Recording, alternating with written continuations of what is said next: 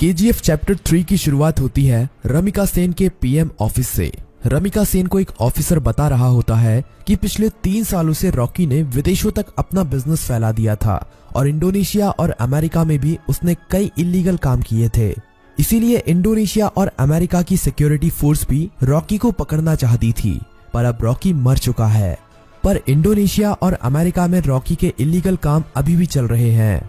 रमिका सेन कहती है तो इंडोनेशिया और अमेरिका की गवर्नमेंट को उसके खिलाफ एक्शन लेना चाहिए।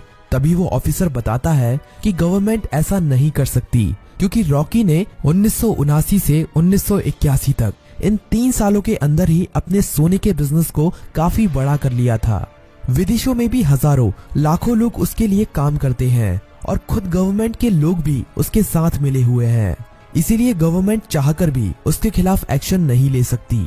फिल्म की कहानी अब फ्लैशबैक में जाती है और हमें रॉकी के जीवन के उन्हीं 3 सालों के बारे में पता चलता है जिसमें उसने अपने साम्राज्य को विदेशों तक फैला दिया था। सभी माइनों पर कब्जा होने के बाद रॉकी ने और कई माइनों की खोज कर ली थी और सभी लोगों को उनकी खुदाई में लगा दिया था। रॉकी ने उन सभी माइनों से तेजी से सोना निकाला और इकट्ठा करता गया और बाहर के बड़े बड़े देशों में एक्सपोर्ट करने लगा। रॉकी को विदेशों से काफी बड़े बड़े ऑर्डर आने लगे जिनको पूरा करने के लिए उसने खुदाई को और तेज करवा दिया था। दूसरी तरफ से उसने माइन की खुदाई के लिए और सोने की खोज के लिए अमेरिका से कई टेक्नोलॉजी मशीन भी मंगाई थी जिससे वो जल्द से जल्द इन सभी माइनों का सोना निकालकर इकट्ठा कर सके। रॉकी ने अगले 1 साल के अंदर इन माइनों से इतना सोना निकाला था जितना कि पिछले 20 सालों में भी नहीं निकाला था।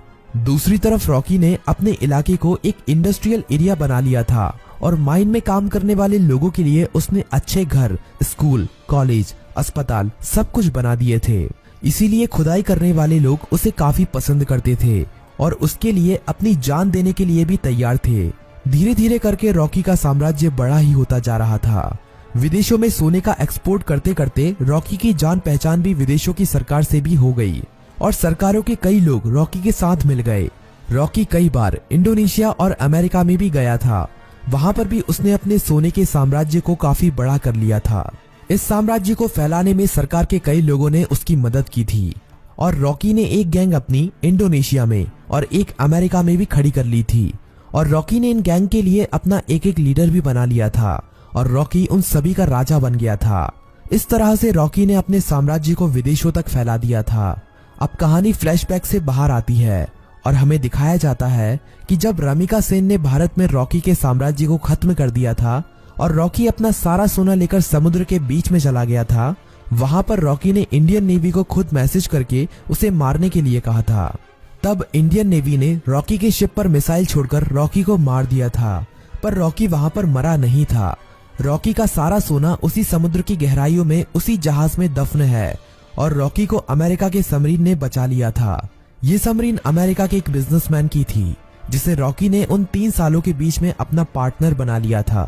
रॉकी अब अमेरिका में सबसे छुपकर रह रहा था और वो महीने में कभी कभी इंडिया भी किसी को फोन करता था कि केजीएफ का क्या हुआ, केजीएफ को ठीक होने में कितना समय लगेगा।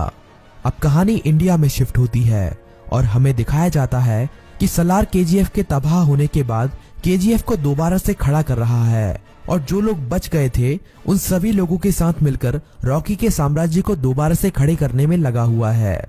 सलार ये सभी रमिका सेन से छुपाकर कर रहा है, पर बहुत जल्द रमिका सेन को भी इसके बारे में पता चलने वाला है। धीरे धीरे करके सलार रॉकी के साम्राज्य को दोबारा से खड़ा कर देता है और दोबारा से माइनों में खुदाई शुरू हो जाती है। अब सलार रॉकी को फोन करता है और कहता है, मालिक, हमने आपका साम्राज्य दोबारा से खड़ा कर दिया है। जिस तरह आपने कहा था, अब आपके लौटने का समय आ चुका है। रॉकी कहता है, सलार, तुम्हारे लिए मेरे पास एक काम और है। तुम्हें उस सोने को समुद्र से निकालना है जो हमने इतने सालों से वहां पर छुपा के रखा है। वो हमारी माइनों से ही निकला हुआ सोना है।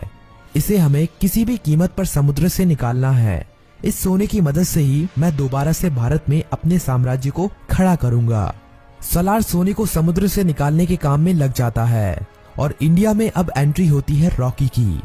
सलार अपने लोगों को कहता है कि मालिक कई सालों के बाद यहाँ पर पधार रहे हैं, उनके स्वागत में कोई भी कमी नहीं रहनी चाहिए। किसी को नहीं पता था कि ये मालिक कौन है। रॉकी अकेला ही अमेरिका से आ रहा होता है। केजीएफ में रॉकी का स्वागत धूमधाम से किया जाता है। सभी लोग रॉकी को देखकर हैरान थे क्योंकि उन्हें लग रहा था कि रॉकी मर चुका है, लेकिन रॉकी तो अभी जिंदा है। रॉकी अपनी माइनों का काम देखने के बाद सीधा मिलना चाहता था रामिका सेन से। सलार कहता है कि हम भी उसके साथ चलेंगे, पर रॉकी कहता है कि नहीं, मैं अकेला ही मिलने जाऊंगा। रॉकी अकेला ही अपनी रोल्स रॉयल कार में जा रहा होता है। तभी नाके पर पुलिस उसे पकड़ लेती है। पुलिस वाले जानते नहीं हैं कि वो रॉकी है। वो रॉकी के पास लाइसेंस ना होने की वजह से और ओवर स्पीडिंग होने की वजह से थाने ले जाती है। वहाँ पर रॉकी कुछ नहीं बोलता, बस अपने आदमियों को फोन कर देता है। थाने में बड़ा ऑफिसर आता है और रॉकी से चिल्लाकर बात करने लगता है। तभी पूरा पुलिस स्टेशन हिलने लगता है और कई हेलीकॉप्टर और बंदूक लेकर रॉकी के आदमी यहाँ पहुँच जाते हैं। उन आदमियों से एक आदमी रॉकी का लाइसेंस लेकर थाने के अंदर आता है और पुलिस को लाइसेंस दिखाता है। पुलिस वाला लाइसेंस पर रॉकी का नाम पढ़कर हैरान रह जाता है और रॉकी को वहाँ से जाने देता है। रॉकी अब सीधा रमिका सेन से मिलने के लिए जाता है। रॉकी के पहुंचने से पहले वो पुलिस वाला रमिका सेन तक ये खबर पहुंचा देता है कि रॉकी अभी भी जिंदा है। रमिका सेन ये खबर सुनकर हैरान हो जाती है कि अभी तक रॉकी कैसे जिंदा है। रमिका सेन को ये खबर भी मिल जाती है कि रॉकी के यहाँ आने से पहले किसी ने केजीएफ को दोबारा से खड़ा कर दिया है और केजीएफ से अभी भी खुदाई करके सोना निकाला जा रहा है। अब पीएम ऑफिस में एंट्री होती है रॉकी की। सभी लोग रॉकी को देखकर हैरान थे। रॉकी सीधा मिलने जाता है रमिका सेन से। रॉकी रमिका सेन से कहता है कि मैंने कहा था ना, युद्ध हुआ तो जीतूंगा मैं, और जीत मेरी ही हुई है। रमिका सेन कहती है कि अच्छा है, तुम जिंदा हो, अब मैं तुम्हारे सामने ही तुम्हारे केजीएफ को तुमसे छीन लूंगी। रॉकी कहता है कि उसकी नौबत ही नहीं आएगी। रमिका सेन रॉकी की इस बात को समझ नहीं पाती। तभी रॉकी वहां से चला जाता है। अगले कुछ ही दिनों में रॉकी रमिका सेन की सरकार गिरा देता है और सरकार में अपनी पार्टी को जिताकर अपने आदमी को प्रधानमंत्री बना देता है। रॉकी अब दोबारा रमिका सेन को फोन करता है और कहता है कि अब क्या करोगे, अब तो तुम्हारी सरकार भी नहीं रही। रमिका सेन कहती है कि अब मेरी जिंदगी का एक ही मकसद है, तुम्हारी मौत। रमिका सेन रॉकी के सभी दुश्मनों को इकट्ठा करती है। रमिका सेन इनायत खली से भी हाथ मिला लेती है और जितने भी रॉकी के देश विदेश में दुश्मन थे सभी को इकट्ठा करके रॉकी को मारने का प्लान बनाती है। रॉकी को मार पाना आसान नहीं था। रॉकी जितना अकेला खतरनाक था उससे ज्यादा खतरनाक उसके गैंग के लोग थे।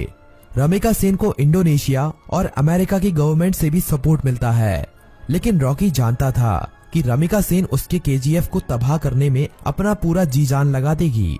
रमिका सेन जानती थी कि रॉकी को उसके केजीएफ में घुसकर मार पाना अब काफी ज्यादा मुश्किल हो गया है, क्योंकि अब रॉकी ने अपने केजीएफ में मिसाइलों को रोकने के लिए अपने केजीएफ के चारों तरफ रडार सिस्टम और काउंटर मिसाइल रख दी हैं। अब अगर कोई भी उसके केजीएफ के अंदर घुसने की कोशिश करेगा तो वो मारा जाएगा। रमिका सेन जानती थी कि रॉकी को मारने के लिए उसको केजीएफ से बाहर निकालना पड़ेगा और अकेले रॉकी के मरते ही उसका सारा साम्राज्य खत्म हो जाएगा। इंडिया में अपनी गवर्नमेंट खड़ी करने के बाद इंडिया की गवर्नमेंट रॉकी के लिए एक काफी बड़ी पार्टी रखती है। इस पार्टी में विदेशों के बड़े बड़े बिजनेसमैन, बड़ी बड़ी गवर्नमेंट के लीडर आते हैं। रॉकी की सिक्योरिटी के लिए इस पार्टी में काफी ज्यादा सिक्योरिटी लगी हुई थी। रॉकी पार्टी में पहुंच जाता है। थोड़ा नाच गाना होने के बाद पार्टी में एंट्री होती है रमिका सेन की। रॉकी से थोड़ी बातचीत करने के बाद रमिका सेन कहती है कि अब समय आ गया है कि तुम्हारे साम्राज्य को यहीं पर खत्म कर दिया जाए।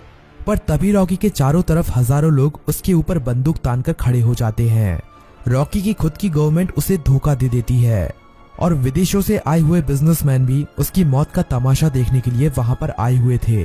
सभी विदेशों के बिजनेसमैन चाहते थे कि रॉकी की मौत होने के बाद वो केजीएफ पर कब्जा कर लेंगे और अपने बिजनेस को फैलाएंगे और ढेरों पैसा कमाएंगे।